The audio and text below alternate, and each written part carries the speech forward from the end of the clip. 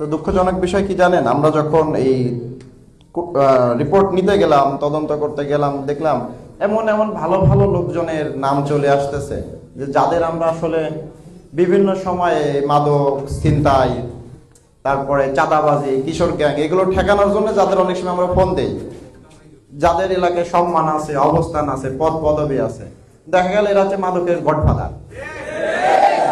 ধরেন যে কিশোর গ্যাং ছিনতাইকারী গডফাদার, এরা সব আলোচিত শীর্ষ সন্ত্রাসী আছে, তাদের দাওয়াত দিয়ে ডেকে নিয়ে আসতেছে মোহাম্মদপুরে, মানে ডেকে ডেকে নিয়ে আসতেছে। উদ্দেশ্য কি? উদ্দেশ্য হলো সে সামনে এখানে কাউন্সিলর ইলেকশন করবে, এদের সহযোগিতা চায়। জনগণের সহযোগিতা দরকার নেই, সহযোগিতা দরকার হলে কাউন্সিলর নির্বাচিত হইতে চায়। এই যে আপনাদের সামনে সত্যটা বলে দিলাম, যে বড় ভাইয়ের নাম জিজ্ঞাসা করলেন না, যে একজন যে বড় ভাই কারাই তো আপনাদের বড় ভাই, সামনে এরাই কাউন্সিলরে দাঁড়াবে, আপনারা ভোট দিবেন।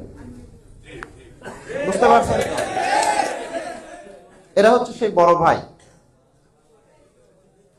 তো আমরা এদের নাম একদম লিস্ট ধরে ধরে ধরে ধরে সরকারকে জানাইছি। ইনশাল্লাহ কঠিন সিদ্ধান্ত হবে, ইতিমধ্যে সিদ্ধান্ত আসছে।